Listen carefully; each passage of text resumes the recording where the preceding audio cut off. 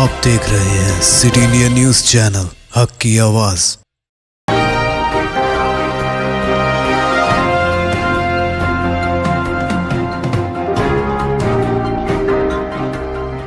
अस्सलामुअलैकुम, मैं हूं Sheikh Umar. City India news में आप तमाम का खैर मकदम है। आइए देखते हैं रियासती खबरें। हैदराबाद के हल्का असेंबली गोशा महल के रुकन असेंबली राजा सिंह ने कहा है कि वो शमशाबाद की मस्जिद को शहीद करने का ऑर्डर लाएंगे। रुकन असेंबली ने जुमेरात को एक बयान जारी किया है जिसमें उन्होंने कहा कि शमशाबाद के टाउनशिप में वाक़ ग्रीन एवेन्यू वेंचर में कोर्ट ऑर्डर कलेक्टर की हिदायत को नजरअंदाज करते हुए गैर कानूनी तौर पर मस्जिद की तामीर की जा रही है। उन्होंने कहा कि वो अदालत से रुजू होकर मस्जिद को शहीद करने का ऑर्डर लाएंगे। वाज़ेह है कि शमशाबाद की मस्जिद को रातों रात शहीद कर दिया गया था, जिस पर मुसलमानों में शदीद गम और गुस्से की लहर दौड़ गई और मजलिस इत्तेहादुल मुस्लिमीन के अलावा दीगर जमातों के एहतजाज के बाद दोबारा मस्जिद की तामीर का ऐलान किया गया और इसकी तामीर का आगाज हो चुका है। हैदराबाद के साउथ जोन टास्क फोर्स और मीर चौक पुलिस ने मुश्तरका कार्रवाई करते हुए 2 अफराद को गिरफ्तार कर लिया जो मुबैना तौर पर जाली हिंदुस्तानी करेंसी नोटों की गश्त कर रहे थे। पुलिस ने उनके पास से 2.5 लाख रुपए की जाली करेंसी जब्त की। मुलजिमीन की शनाख्त सैयद अंसार मुतवत्तिन महाराष्ट्र और शेख इमरान साकिन वट्टेपल्ली फलकनुमा के तौर पर की गई है। असल मुलजिम शेखर मुतवत्तिन कर्नाटक फरारी में है। Deputy commissioner police south zone P Sai Chaitanya ने बताया कि शेखर ने एक कंप्यूटर और एक प्रिंटर खरीदा था और कर्नाटका के हिसूर में अपने घर में जाली करेंसी छाप रहा था। उन्होंने बताया कि शेखर ने 8,000 रुपए लिए और 100, 200 और 500 रुपए की मालियत के 50,000 रुपए की जाली करेंसी नोट अंसार के हवाले किए। मुलजिम अपने साथी के साथ ये नोट बाजार में फैलाने के मंसूबे में थे कि उन्हें गिरफ्तार कर लिया गया, जबकि मफरूर मुलजिम को पकड़ने की कोशिश की जा रही है। तेलंगाना के वजीर सेहत हरीश राव ने वाज़ेह किया है कि जिन सहाफियों के पास एग्रेडेशन कार्ड है वो एम्प्लॉइज हेल्थ स्कीम के तहत आते हैं। हुकूमत इस स्कीम को नाफिज करने के लिए खुसूसी इक़दाम करेगी। इंडियन जर्नलिस्ट यूनियन के सदर के श्रीनिवास रेड्डी और Telangana state working journalist union के रियासती जनरल सेक्रेटरी के वराहत अली की क़यादत में यूनियन के नुमाइंदों के एक वफ़द ने जुमेरात की शाम आर्निया भवन में वजीर हरीश राव से मुलाकात की और इस मसले पर एक याददाश्त पेश की। वफ़द ने वजीर को सहाफ़ियों की हालत एज़ार से आगाह किया और बताया कि कॉरपोरेट अस्पतालों में हेल्थ कार्ड मुस्तरद किए जा रहे हैं। इसका मुस्बित जवाब देते हुए वजीर हरीश राव ने कहा कि इस मसले को जल्द ही हल कर लिया जाएगा। हरीश राव ने कहा कि EHS के निफाज के लिए बजट में मुख्तसर रकम जारी की जा रही है। वजीर ने वाज़ेह किया है कि इस स्कीम के निफाज की निगरानी के लिए एक खुसूसी मॉनिटरिंग सेल कायम किया जा रहा है। इस मौके पर TWJ के नुमाइंदों ने वजीर हरीश राव का शुक्रिया अदा किया। वजीर से मुलाकात करने वाले वफ्द में IJU के secretary Y Narendra Reddy, TUJ के deputy general secretary Vishnu Das, Shrikant secretary Faisal Ahmed, रियासती वर्किंग कमेटी के अरकान A राजेश, HUJ सेक्रेटरी शिगा Shankar Goud, Telangana state small and medium press association के general secretary Balakrishna, TUJ Rangareddy शामिल थे। बैरिस्टर असदुद्दीन ओवैसी सदर कुल हिंद मजलिस इत्तेहादुल मुस्लिमीन और रुकन पार्लियामेंट हैदराबाद ने वजीर आजम से बिल्किस बानो के साथ इंसाफ की ख्वाहिश की है। उन्होंने कहा कि तमाम 11 अफराद को वापस जेल भेजा जाए। मरकज की मुआफ़ी पॉलिसी के तहत ऐसे मुजरिमों को मुआफ़ी नहीं दी जा सकती।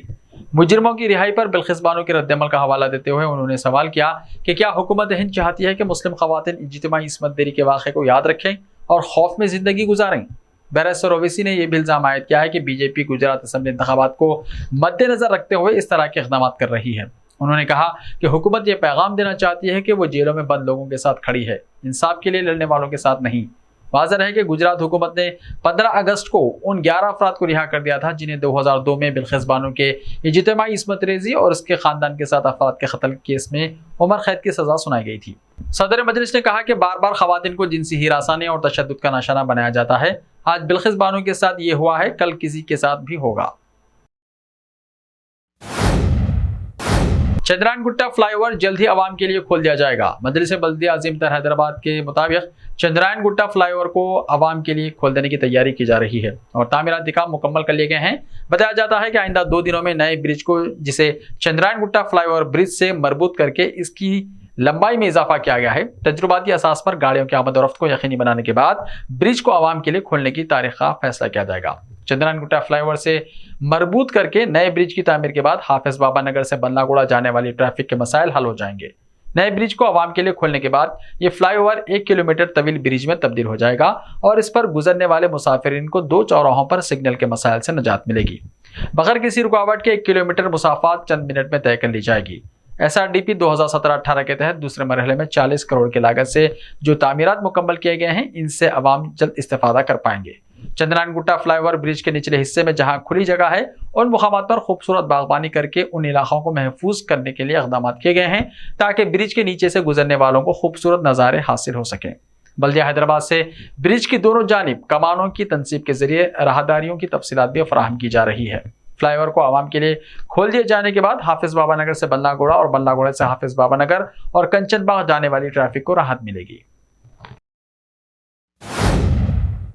टीआरएस के वर्किंग प्रेसिडेंट रियासती वजीर KTR ने बिल्किस बानो इस्मत रेजी केस में उम्र कैद की सजा काटने वाले मुजरिमीन की रिहाई को मुल्क की जमीर पर दाग करार दिया। इस्मत रेजी और कत्ल में मुलव्विस होने वालों को फूलों का हार पहनाने पर तशवीश का इजहार करते हुए इस्तिफसार किया कि क्या यह मुजाहिद आज़ादी है या जंगे हीरो है, जिस तरह से उनका खैर मकदम किया जा रहा है। KTR ने एक ट्वीट करते हुए रिहा होने वाले मुजरिमीन की गुलपोशी करने की तस्वीर ट्विटर पर अपलोड करते हुए कहा कि याद रखो, आज बिल्किस बानो के साथ जो कुछ हुआ कल हम में से किसी के साथ भी हो सकता है।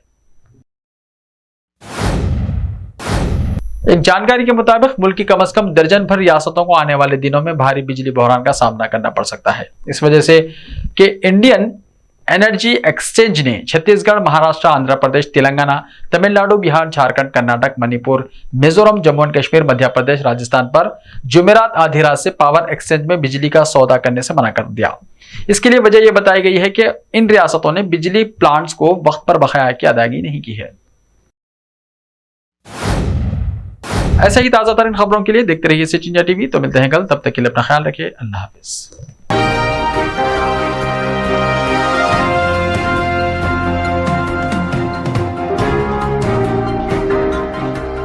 सिर्फ ख्वाबों से नहीं, घर बनते हैं इरादों से।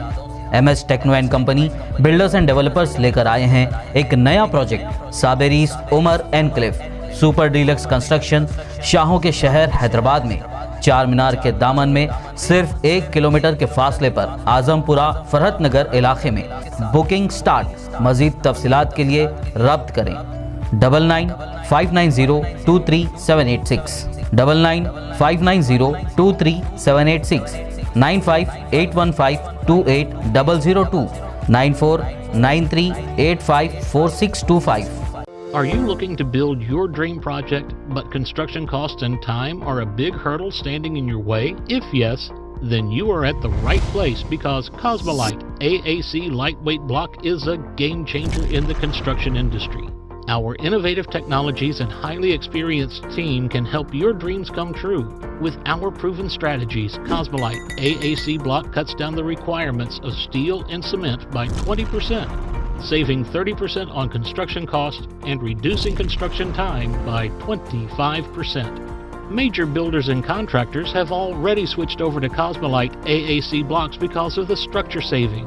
Acoustic insulation, faster construction, lightweight, waterproof workability and flexibility, earthquake resistance and pest resistance. Cosmolite is all set to emerge as South India's most preferred brand in AAC lightweight block. So, what are you waiting for?